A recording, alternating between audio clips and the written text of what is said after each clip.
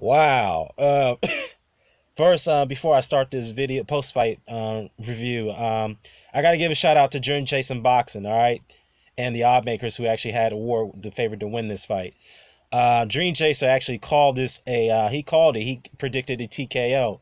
And I thought he was being far-fetched about it. I was going to comment on that. I'm like, I don't know about that, man. I do think Ward has the capability of winning this fight, but I didn't think he was going to stop him, much less hurt him the way he did in that eighth round. Now, Ward does have the capability of hurting people, but like Kovalev, but I didn't think he was going to stop him. But shout out to Dream Chaser on this one, man.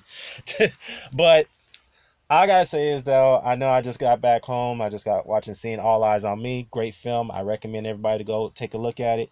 Um, yes, I know I've seen the uproar about the stoppage with Ward got on Kovalev. Now, before I get into that, I have to say, um, I had Ward win this fight by at least 2 rounds, so a couple points. And these were very, as I predicted, this was going to be a very, very close fight. And I will have to say two things I noticed as well. I noticed that Sergey Kovalev had really worked on his inside game. I have to give him some props for that. He did. But the problem is that Ward was probably expecting that. And when every time Kovalev went and try to go inside and get those body punches off, Ward would hit him upstairs with those right hooks, particularly those right hooks, because I think Kovalev wasn't expecting Ward to throw all those right hooks. Every time he threw that right, Kovalev was getting caught with it. And as I mentioned, every time he went downstairs, tried to go to the body on Ward, Ward would counter him every time upstairs. And what Ward also do is hit him with the body, then go upstairs with a hook. And I also noticed that Ward looked a little bit more sharper than he usually did in his last fight, in his other fight with Sullivan Barrera. It seems like he's regained some of his form, like he had in the well, you can say the Super 6 days or the Super Middleweight days. He started to regain some of that form back because he looked a lot faster, he looked a lot fresher, and I also noticed too he looked a lot bigger than he did in his previous fights. So it seems like he's put on more muscle mass and he rehydrated a lot more in this fight than his previous fights. Um, but let's get to the controversy here because, yes, I will say one thing, man, and I'm very impartial here. When Roger Ward, was smothering Kovalev's punches, moving him back, he threw a right hook to the body, but it was a little bit below the belt line. Yes, that is a low blow. I would concede to that. But Kovalev, he tried to confuse Ward by going southpaw and then switch back to orthodox. And when he tried to come in with the 1-2, Ward caught him, perfectly timed him with the right hook and really hurt Kovalev badly. He was shook from that punch. He was railing back and he was hurt, and Ward continued his barrage with body punches upstairs. And Kovalev was really rolling back. He railed back to the ropes. He tried to fight it off, but he couldn't. But he was able to clinch. He was able to tie up Ward, to try to gain some of his senses. Then what Ward did next is that Kovalev was pinned to the ropes. Ward hit him with 3 hooks to the body, and he went down. And Tony Weeks stopped the fight. Now, a lot of people are complaining about low blows in that sequence, all right? So I took a look at that, and it was very difficult to see because to me, it looked like they were on the borderline. To me, those punches looked like they were on the borderline. But I think what people are more upset about is the fact that Tony Weeks stopped that fight way too soon. That's my only problem there. As much as I wanted Ward to win, congratulations, he got the win. As much as I dislike Kovalev, but I really have to be objective here, y'all. I think that he should have gotten a chance to at least answer, to answer the 8 count. I mean, at least go down. He did go down, but at least Tony Weeks should have gave him a chance by making the 8 count so that way he can get up and continue the fight.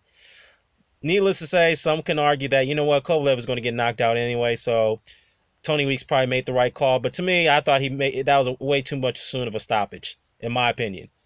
I know some of you guys may disagree with me on this, but that's just my take. Again, another close fight, but again, it ended in another controversy.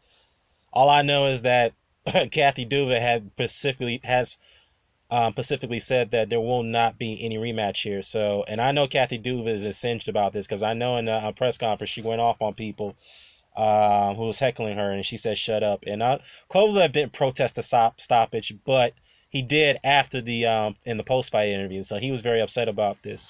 So again, y'all, I thought that fight was stopped way too soon. I thought Tony Weeks should have gave Kovalev an 8 count, but he didn't.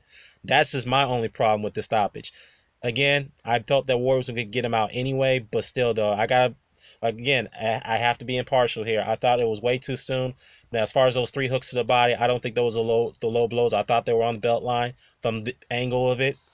They looked like they were on the belt line, but yeah, I felt they were on the belt line. But other than that, yeah, I just have a problem with that stoppage. It's just way too soon.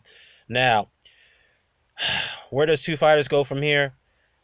Now it's time for the unification bout between Adonis Stevenson and Andre Ward. It has to happen. I don't give a damn what anybody say about this. It has to happen and it has to be made. Yes, I've been very critical about Adonis Stevenson the last couple of days because I've been going at it with other commenters and uploaders about him. But all I have to say is that now is the time. Adonis, if you're listening, if you're watching this video, bruh, please go ahead and reach out to Ward's team and try to make the fight. Andre, you need to do the same thing as well. If Adonis doesn't reach out to you guys, then you need to reach out to Adonis and get this thing done. We need to have an undisputed champion at light heavyweight. We have to do it. You guys are going to have to come to some kind of deal. Now, as far as Kovalev is concerned, oh man. First things first, he will still have a career, no doubt about it. But we all know that he's having, from the looks of it, he's having a lot of issues with his management team, along with his training camp, and with his training team, and of course with his promoter, because he was not guaranteed a purse for this fight. To me, that's, and you would think that you would never see this Don King type of situation when it comes to fighters in this day and age, because Kovalev was only getting paid, pretty much getting paid on commission. He was only getting paid 75% on the pay-per-view sales and the ticket sales. But the thing is, depending how well the ticket sales and the pay-per-view sales perform, that's when he's guaranteed. That's when he's only getting that percentage. So it's like equivalent to you have to hit a certain quota percentile to get an accelerating bonus. So, my goodness, man. I mean, as much as I dislike the guy, but you have to understand, though, he shouldn't be treated like this by his promoter. Why in the hell, why in the hell did he and his manager, Clemens, agree to this deal? I don't get this at all. It's just mind-boggling because, you know, I have to say one thing, though. I got to give a shout-out to one of the uploaders. I think it's, dude, forgive me, man. I forgot your name is, I think, International. You make great content. You got over 742 subscribers so far. I'll post a link to your channel below in the description box, man, to give you props because you made a good point about this.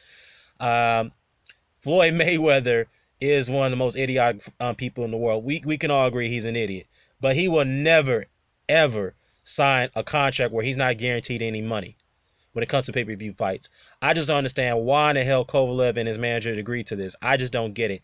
And another thing that struck out about this is that in one of the press conference interviews, I believe, leading up to this fight, Kovalev was asked a question: would you ever consider a grudge match with Andre Ward if you were to come out the winner and you give him you guys would rematch for the third time?